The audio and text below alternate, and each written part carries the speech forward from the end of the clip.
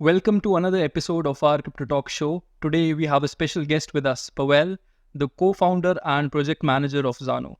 With nearly a decade of experience as a project manager and product owner, Pavel has handed his skills in launching and ensuring the success of software products. His expertise and drive for widespread adoption have played a significant role in shaping the success of Zano, a project known for its strong focus on privacy and security. Hi Pavel, how are you doing today? Hey, I'm good. Thanks for asking. How are you? Yeah, we're absolutely glad to have you here with us today, Pavel. And so, yes, we'll begin off with our questions if like everything's set. So, I just wanted to ask you about Zano in a bit more detail, and also like wanted to ask you about how what it is actually and like how it functions. So, I'd start off with by asking, like, obviously Zano emphasizes privacy and security as key aspects of its blockchain, right? So can you please explain what makes Zano truly unique in these areas compared to other privacy focused cryptocurrencies? Well, first of all, we need to know that Zana is been around for a while, and we started long time ago.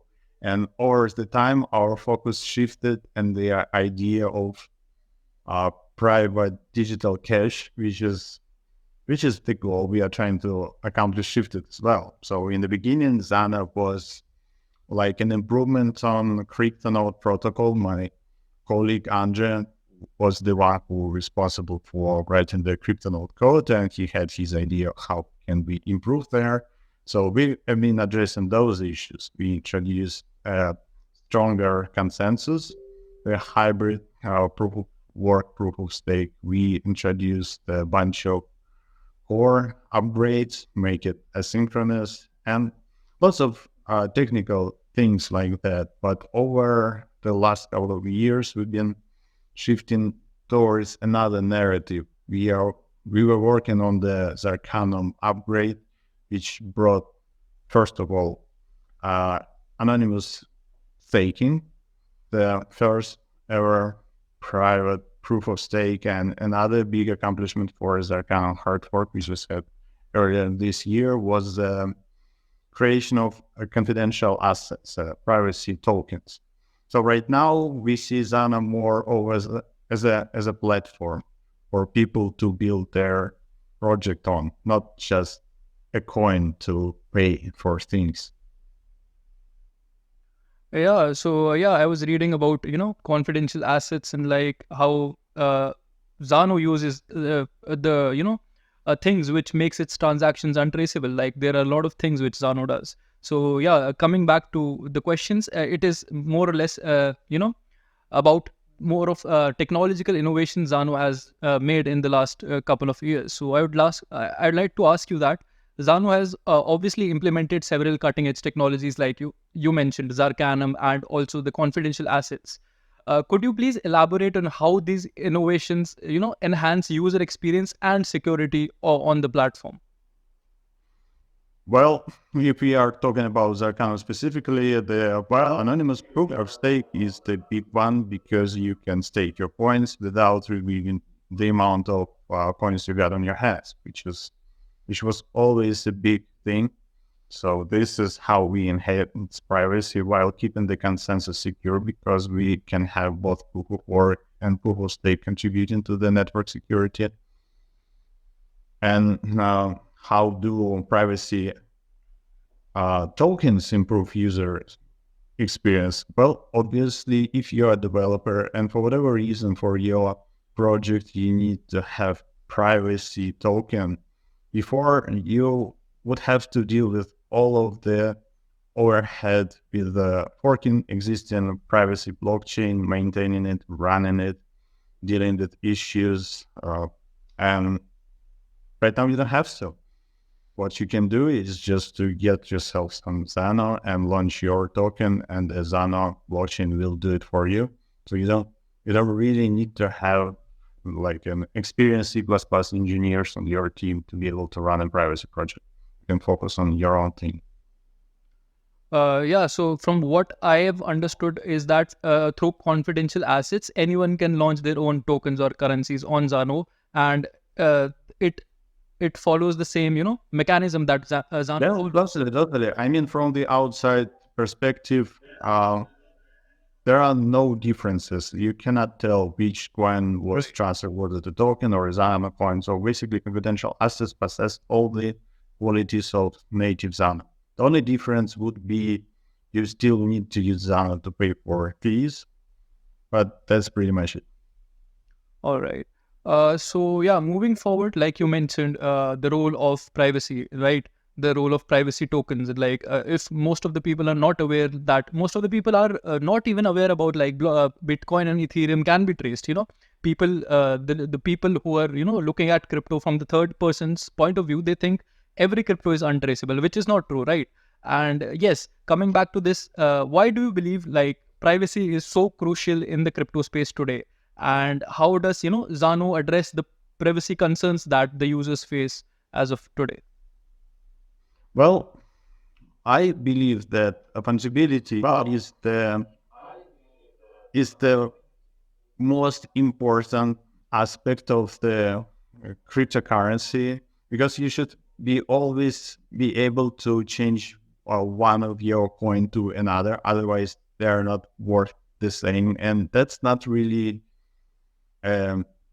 not really a thing for Bitcoin anymore, or for Ethereum or any other public chains. They can be traced, they can be censored, and average user doesn't have the tools to be able to track the history of their own Bitcoins. It could be used in some, I don't know, like drug deal few blocks away, or it could be used to purchase something else.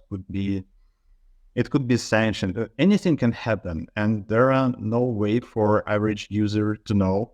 This is why I believe that privacy coin is the only thing that makes you truly secure without you having to pay special attention to it.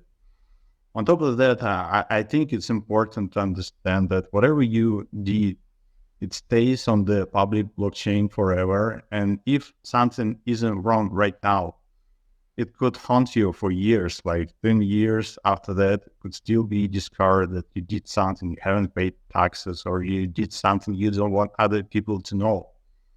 It's not like, I mean, blind should be used for something illegal, but it could be an issue. Another thing I do not really like about being public on blockchain, for example, you don't want other people to know how much money you got. It's basically putting a tag on your back. And if you pay someone $5 for a coffee, you don't need that person to know that you have $1 million sitting in your account. That's just silly. No one publishes their banking statement. Right. But for some reason, people think it's okay with crypto because you do not have your name next to it. But at some point, you will have your name next to it. With AI tools and everything going on, people would match your transaction really easy. If it hasn't happened yet, it will happen. Yeah, that makes a lot of sense. I mean, uh, in fact, I was also following the entire Roger Ver saga, and he was just standing up for privacy in particular. Like, he wanted to stand up for people, that they do not have to share their bank account statements, or no one else has to know how much money or crypto you have, right? So yeah, that's a big concern if you see it that ways. Yeah, it is.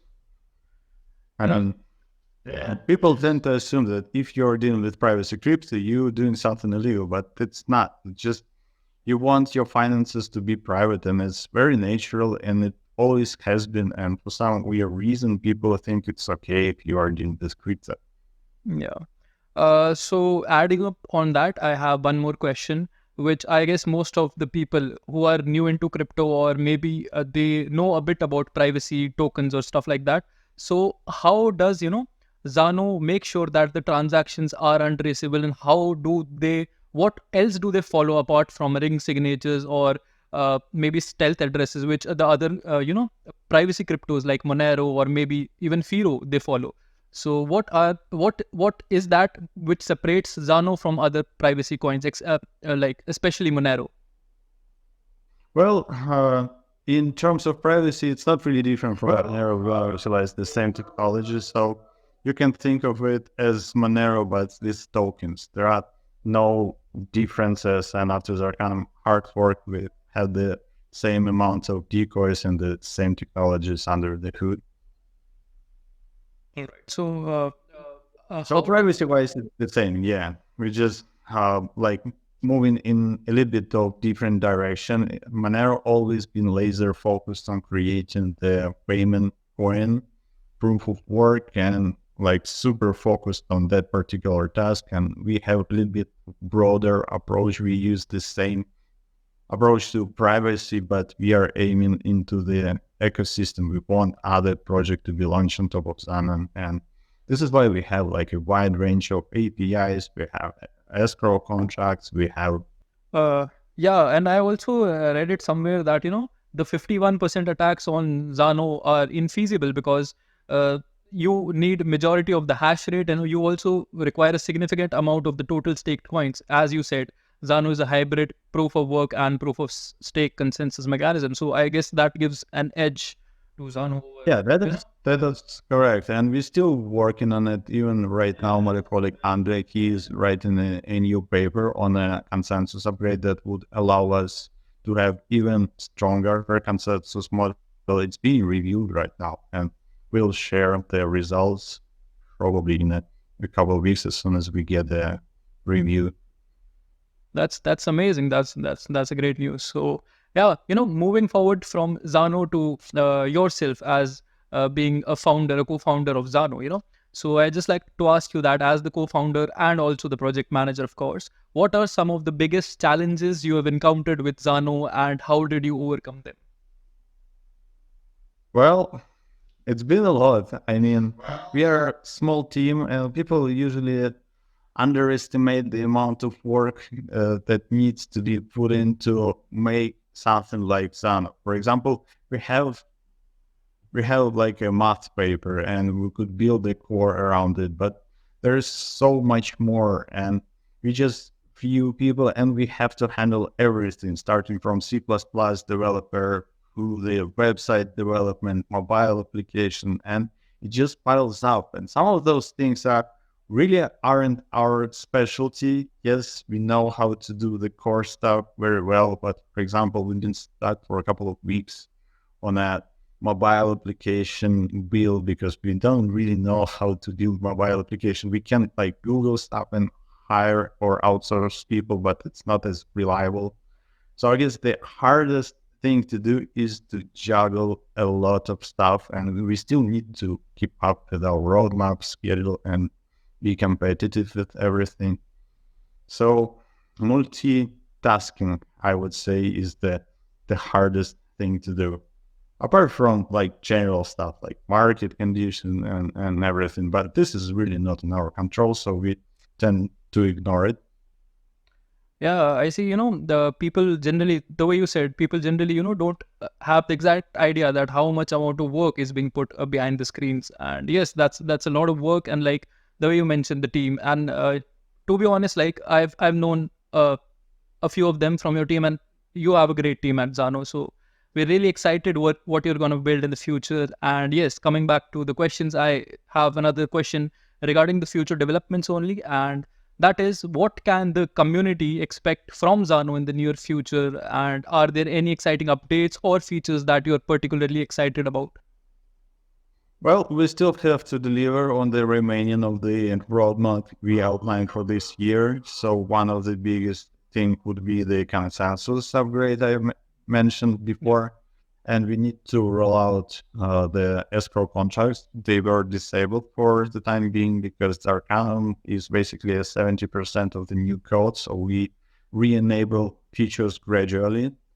And once escrow escrow contracts go live again, or we would be able to enable a P2P trading platform, which we have been sitting on it for a while now. It's like completely built, but we need this thing for it to function. Apart from that, I think we'll focus on the development tools.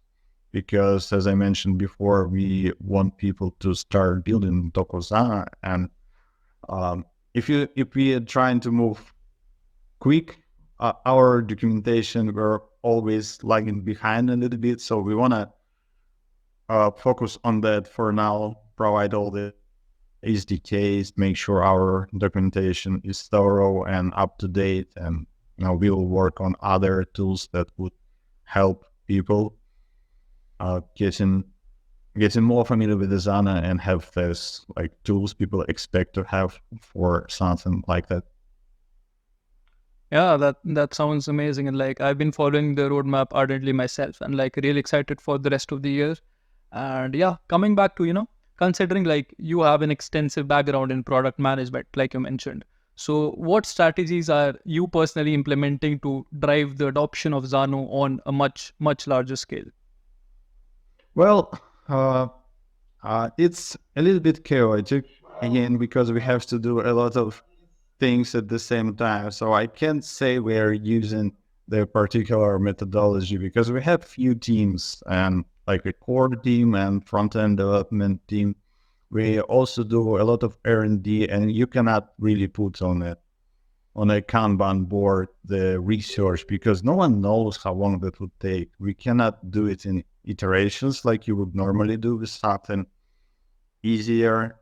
So I guess we mostly winging it if we are not talking about something like in particular. All right, yeah, makes sense. And like just before concluding all the questions, I would just like to ask you, like, do you have some message to the community, the people who are watching you, from Zano? You would like to address them, say something to them, some CTAs or something. You can go ahead and just talk it out. All right. Well, one thing I would like to address, I would really appreciate people trying the things we are working on. We release SDKs, we do APIs, we launch all the tools for people to make tokens. So any feedback is helpful. I know it's clunky and not exactly user friendly as a lot of privacy and tools out there, but I do follow all the chats and Discords, Telegram, and I'm looking forward to the constantly. So if more people would try to use it, that would help us to fix it up way faster. Yeah, that makes sense. I'll also drop the links in the description to all the Telegram channels and Discord channels for Zano in particular. And yeah, I guess that'll be a wrap for today, Pavel. Thank you, Pavel, for joining us today on the Our Crypto Talk Show. It's genuinely been an insightful learning session about Zano and the vision about Zano for the future, right? So we really appreciate your time and look forward to seeing where Zano goes from here. And all the best for the future and 2024. Awesome, awesome. Thanks, man. Thank you for having me. That was Thank you, Pavel. all right. Take care. Take All care. right.